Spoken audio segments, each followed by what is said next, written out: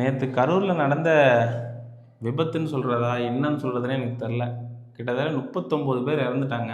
அதில் குழந்தைகள், பெண்கள்னு சொல்லிட்டு ரொம்ப கஷ்டமாக இருக்குது. அந்தளவுக்கான ஒரு விஷயம் இது வரைக்கும் தமிழ்நாட்டில், இந்தியாவில் நடந்துச்சான்னு எனக்கு தெரில. ஒரு அரசியல் நிகழ்வில் அவங்களுக்கு இறந்த குடும்பத்துக்கு ஆழ்ந்த இரங்கலை சொல்கிறத தவிர வேறு என்ன சொல்கிறதுன்னு தெரில.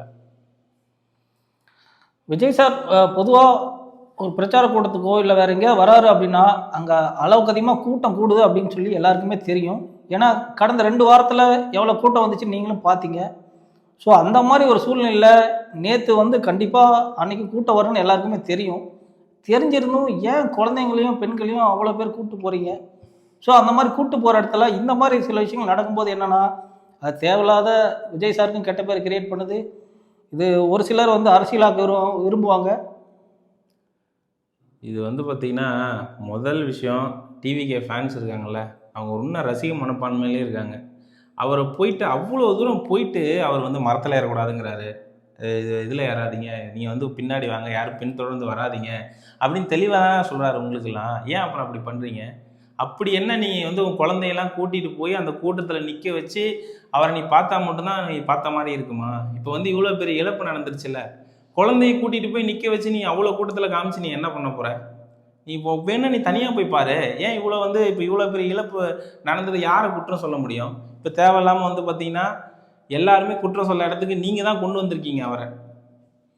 கரெக்டு தான். அவரும் வர்றதுக்கு முன்னாடி எல்லா டைமும் சொல்லிட்டு தான் இருக்காரு, கொஞ்சம் பாதுகாப்பாக இருங்க, சேஃப்டி முக்கியம் அப்படிங்கிற மாதிரி எல்லா டைமும் சொல்லிட்டு தான் இருக்காரு. தெரிஞ்சிருந்தால் நீங்கள் ஏன் பண்ணுறீங்க? இது வந்து விஜய் சாரோட கடைசி கூட்டம்லாம் கிடையவே கிடையாது. ஏன்னா இப்போ தான் ஆரம்பிச்சிருக்காரு. அதுக்கப்புறம் வர ஒவ்வொரு வாரமும் ஒவ்வொரு மாவட்டமும் சந்திக்க இருக்காரு. உங்கள் மாவட்டத்துக்கு வரும்போது நீங்கள் பார்த்துருந்தீங்க அப்படின்னா இங்கே இவ்வளோ கூட்டம் வந்திருக்காது. இந்த மாதிரி அசம்பாவிதங்களை கண்டிப்பாக தவிர்த்திருக்கலாம். ஸோ அதை விட்டுட்டு இதுதான் கடைசி, இன்றைக்கே பார்த்தாகணும் அப்படிங்கிற மாதிரி பல்காக வந்து ஒரே இடத்துல கூடும்போது தான் இந்த மாதிரி நடக்குது. சரி, அதெல்லாம் இருக்கட்டும். ஏன் வந்து ஒரு இவ்வளோ தான் இறப்பு நடந்திருக்கு, ஒரு பத்திரிகையாளர் கூட சந்தித்து அந்த இரங்கலை சொல்லாத அளவுக்கு அப்படி என்ன அவர் அது ஏற்றுக்கவே முடியல. இவ்வளோ விஷயம் நடந்திருக்கு, அவருக்கு உண்மையாலுமே இந்த இடத்துல இறப்பு நடந்திருக்கு அவருக்கு தெரிஞ்சிருக்காதா? பத்திரிகையாளர் 30 பேர் பக்கம் இந்த மாதிரி 50 பேர் பக்கம் மயங்கி விழுந்துட்டாங்க, கிட்டத்தட்ட 20 பேருக்கு மேலே இறந்துட்டாங்கன்னு சொல்லி பத்திரிகையாளர் கேட்குறாங்க. அவர் பாட்டுக்கு போயிட்டே இருக்காரு. இதையெல்லாம் எப்படி நீங்கள் ஏற்றுக்கிறீங்க? இல்லை, கண்டிப்பாக தெரிஞ்சிருக்கும். பட் ஆனால் உண்மையான நிலவரம் என்னன்னு அவருக்கு தெரியாது. ஸோ அங்கே கரெக்டாக என்ன நடந்துச்சு, ஏது நடந்துச்சு அப்படின்னு தெரிஞ்சுட்டு கூட அவர் பேசலாம்னு வெயிட் பண்ணியிருக்கலாம். ஸோ என்ன நடக்காமல் ஒரு சிலர் வந்து அரசியல் பண்ணிகிட்டு இருக்காங்க.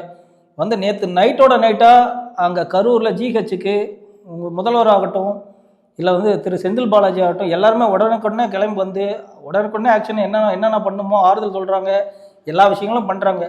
ஸோ இதே அளவு எல்லா விஷயத்துலையும் நீங்கள் பண்ணியிருந்தீங்க அப்படின்னா கண்டிப்பாக அது நல்லா இருந்திருக்கும்.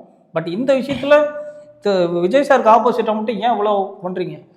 இப்போ ஒரு கட்டுப்பாடு வந்து பார்த்தீங்கன்னா கொடுத்துருக்காங்கன்னா அந்த கட்டுப்பாடு மாதிரி கரெக்டாக நடந்தால் இவ்வளோ விஷயம் நடக்கவே இல்லை. இத்தனை பேர் வருவாங்க, இத்தனை பேர் இதுதான் பண்ணணும்னு சொல்லி அவங்க கொடுத்துட்டு நீங்கள் கவர்மெண்ட்டில் அப்ரூவல் வாங்குறீங்களா? அதே மாதிரி நடந்துட்டு போனால் இப்போ இவ்வளோ பிரச்சனையே வராதே. இப்போ அளவு கடந்தமாக நான் வந்து இவர் மாஸ்க் காட்டணும்னு நினச்சி இது பண்ணுறாங்களா, இல்லை வந்து யதார்த்தமாக இது நடக்குதான்னு தெரில. ஆனால் இந்த மாதிரி பண்ண போய் தானே இப்போ இவ்வளோ விஷயம் வந்திருக்கு. டிவிகே சைட்லேருந்து ஏறக்குறைய 5 to 6 இடம் கேட்டிருக்காங்க. ஸோ அப்படிங்கும்போது நீங்கள் ஏற்கனவே மக்கள் மேலே உங்களுக்கு வந்து அன்பு இருக்குது, இல்லை அவங்களுக்கு எதுவும் நடக்கூடாதுன்னு என்ன இருந்துச்சு அப்படின்னா நீங்கள் என்ன பண்ணியிருக்கணும்? இல்லைப்பா ஏற்கனவே 2 கூட்டங்களில் நிறைய கூட்டம் வந்துருச்சு, இந்த டைம் வரும்போது கண்டிப்பாக இந்த மாதிரி எதாவது நடக்கும் அப்படின்னு சொல்லி நீங்கள் தான் அதுக்கேற்ற மாதிரி வேறு ஏதாவது லொக்கேஷன் பார்த்து கொடுத்துருக்கணும். இப்போ அவங்க லொக்கேஷன் பார்த்து கொடுக்கணுன்னா ஏதாவது தனியாக வந்து ஒரு காட்டில் தான் கொடுக்கணும். ஏன்னா நாமக்கல் மாதிரி ஒரு ஏரியாங்கிறது ஒரு சின்ன ஏரியா. அதில் வந்து பெருசாக நீங்கள் வீதிங்கிறது எங்கே நீங்கள் பெருசாக நீங்கள் என்ன இது பண்ண முடியும்? அதையும் மீறி அவர் மக்களை சந்திக்கணும்னா தனியாக ஒரு இடத்த வாடகைக்கு எடுத்து அதுக்கேற்ற மாதிரி ஒரு இடத்துல மக்கள் அவர் சந்திக்கலாம்ல. இது ஒரு நல்ல யோசனை தானே. ஏன் வந்து இதுக்கு முன்னாடி அதே இடத்துல இதுக்கு முன்னாடி பெரிய பெரிய அரசியல் கட்சிகள்லாம் நடந்திருக்கு, அந்த இடத்த கடந்து போயிருக்காங்களே, அதே இடத்துல தானே அவங்களுக்கும் கொடுத்துருக்காங்க. இப்போ 30 விழா கூட தான் நடத்துனீங்க. அங்கே வந்து நீங்கள் வந்து 1 லட்சம் சேர் தான் போட்டீங்க அப்படின்னீங்க. ஆனால் வந்தது ஏதோ 1.5 லட்சம் க்ரௌடு வந்துச்சு அப்படின்னீங்க. 1.5 லட்சம் க்ரௌடு வந்துச்சு அப்படின்னா அதை எப்படி நீங்கள் ஹேண்டில் பண்ணீங்க? ஸோ அந்த மாதிரி ஒரு ஸ்ட்ராட்டஜி தெரியும் அப்படின்னா அது வந்து பார்த்தீங்கன்னா ஒரு இடத்த ஒரு மைதானத்தில் நடக்கிறதுக்கும் இது பொது இடத்துல மக்கள் பிரச்சாரத்துக்கும் நிறைய வித்தியாசம் இருக்குது.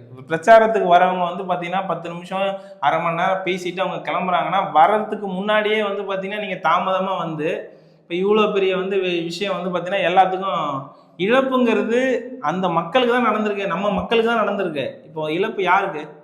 இல்லை பேசுகிறது 10 நிமிஷமோ 5 நிமிஷமோ அங்கே வந்து எவ்வளோ கூட்டம் வருது, அது எப்படி ஹேண்டில் பண்ண போகிறோம்? அல்ல அதை தான் வந்து பார்த்தீங்கன்னா நீங்கள் தனியாக வந்து அதுக்குன்னு நீங்கள் எல்லா நாமக்கல் எடுத்துக்கோங்க. இப்போ அடுத்து வந்து பார்த்தீங்கன்னா எந்தெந்த ஊருக்கு போகிறாரோ இப்போ இப்போ பெருநகரம் சென்னை மாதிரி நகரத்தில் நீங்கள் அதுக்கேற்ற மாதிரி சாலை வசதி இருக்கும். இப்போ கோவையில் சாலை வசதி இருக்குன்னா ஓகே.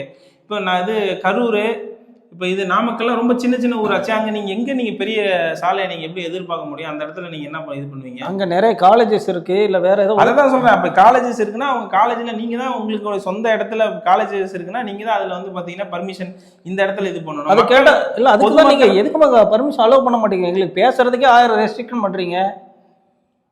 இது வந்து பொதுமக்களை சந்திக்க போறோம்னா அது என்ன கட்டுப்பாடோ அது கட்டுப்பாடோட இருந்துச்சுன்னா இவ்வளவு பிரச்சனையே கிடையாது. கரண்ட் கட் பண்றதுக்கு தேவை என்ன இருக்குன்னா கரண்ட் கம்பத்துல ஏறவும் மரத்துல ஏறவும் அளவுக்கு ஆர்ப்பரிச்சு இது பண்ணிட்டு இருந்தாங்கன்னா கவர்மெண்ட் மட்டும் என்ன பண்ணுவாங்க?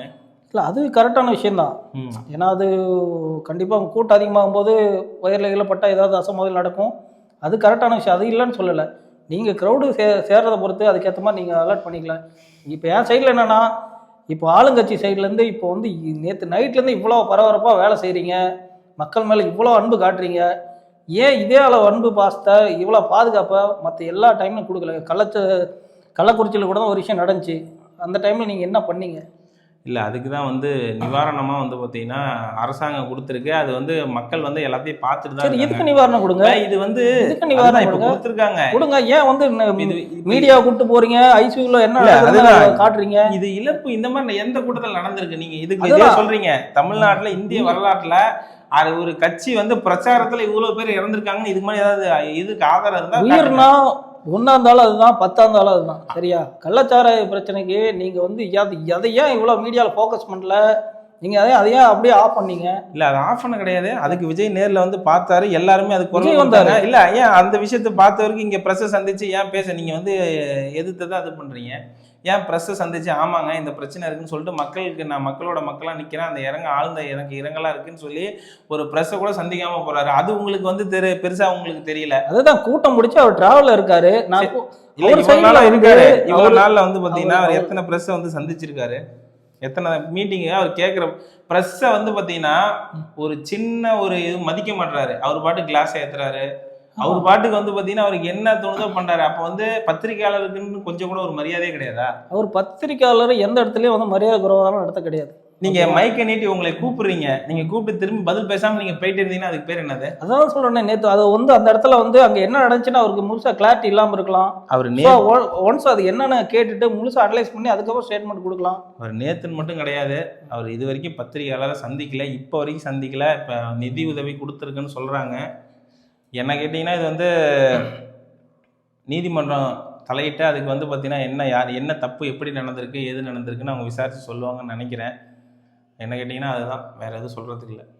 ஆனால் இது எந்த அளவுக்கு உண்மை, இதில் உண்மையில் என்ன நடந்துச்சு அப்படின்னா, கூட்டத்தில் ஆல்ரெடி இருந்த மக்கள் யாராவது ஒருத்தர் அவர் வீடியோ மூலியமாவோ இல்லை என்ன உண்மையில் அங்கே என்ன நடந்துச்சு அப்படிங்கிறத ப்ராப்பராக நீங்கள் எக்ஸ்பிளைன் பண்ணிங்கன்னா தான் இதுக்கு ஒரு சொல்யூஷன் கிடைக்குன்னு நினைக்கிறேன். அதே மாதிரி இதுக்கப்புறம் வந்து விஜய் சாரோட கூட்டமாக இருந்தாலும் சரி, இல்லை வேறு எந்த நடிகர் உங்கள் தலைவர் எந்த கூட்டமாக இருந்தாலும் சரி, தயவுசெய்து குழந்தைங்கள பெண்கள் போகிறத அவாய்ட் பண்ணுங்கள். நீங்கள் உங்களுக்கு அவ்வளோ ஒரு விஜய் சார் மேலேயோ இல்லை மற்ற எந்த தலைவர் மேலேயோ உங்களுக்கு அன்பு இருக்குது அப்படின்னா அதை வந்து காட்டுறதுக்கான இடம் இருக்குது, அதை அங்கே நீங்கள் வெளிப்படுத்துங்க.